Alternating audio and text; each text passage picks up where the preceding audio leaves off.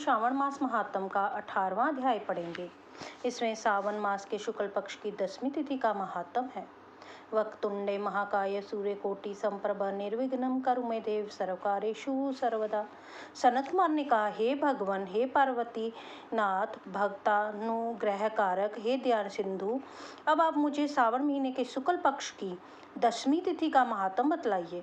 भगवान श्री सदाशिव ने कहा, हे सनत कुमार, सावन महीने के शुक्ल पक्ष की 10वीं तिथि के दिन व्रत आरंभ करके इस प्रकार 12 महीनों तक उत्तम व्रत करके श्रावण शुक्ल 10वीं के दिन इस व्रत का उद्यापन करना चाहिए। राजा और राजकुमार का राज्य की आशा से, कृषक खेती के लिए, वैश्य व्यापार के वास्ते, गर्भवती स्त्री पुत्र प्राप्ति के हेतु तथा अन्य सब मनुष्य धर्म अर्थ एवं कामादि की सिद्धि निमित्त इस व्रत को आरंभ करें। इन कामों तथा दूसरे कामों के लिए अष्टादशमी व्रत करना हितकारक है। जिसको भी किसी प्रकार का दुख हो, वह उस दुख को दूर करने के लिए सावन शुक्ला 10वीं की रात को स्नान कर व्रत का शुभारंभ करे। रात को 10 दिशाओं को फूल, पल्लव, चंदन या जौ के आटे द्वारा अपने घर के आंगन को अंकित करके वाहन सहित स्त्री चिन्ह द्वारा चिह्नित करके घी से तैयार किया हुआ नैवेद्य देना तथा अलग अलग दीपक देना चाहिए। तत्पश्चात ऋतु समय में होने वाले फल देकर अपना उद्देश्य निवेदन करना चाहिए।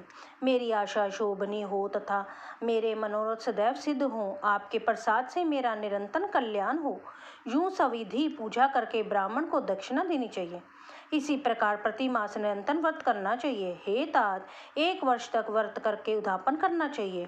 सोने, चांदी या आटे की 10 दिशा रूप देवताओं की प्रतिमा बनवाकर अपने सगे संबंधियों के साथ स्नान आदि करके वस्त्रभूषण से अलंकृत हो अपने घर से के आंगन में मन में दिशाओं को क्रमशः आह्वान, स्थापन तथा पूजा करनी चाहिए। दिशाओं के तंत्र ये है, हे इंद्री दिशा, 10 दिशा रूप देवता, सुर और असुर नमस्कृत इस संसार का स्वामी इंद्र आपके पास निवास करता है, ऐसे आपको नमस्कार है। हे आग्नेय, अग्नि देवता के रहने से आप आग्नेय कही जाती हैं। आप तेज स्वरूपा पराशक्ति हैं, अतः हे आग्नेय, मेरे लिए आप वरदात्री हो। हे यामेय, धर्मराज आपका आश्रय लेकर इस सारे संसार को दंड देते हैं, अतः आपको सयमणि कहते हैं। हे सयमणि, आप मेरे लिए उत्तम कार्य को देने वाली हो। हे आशे, हाथ में खड़ग लिए अत्यंत विकराल रूप नृत्य देव नक्षत्र स्थान में आपके पास निवास करते हैं, अतः आप नक्षत्र रूपा हो। हे नक्षत्रे, मेरी आशा को पूर्ण करो। हे वारुणी, भुवन के आधार तथा जल जंतु के अधिपति वरुण देव आप में निवास करते हैं।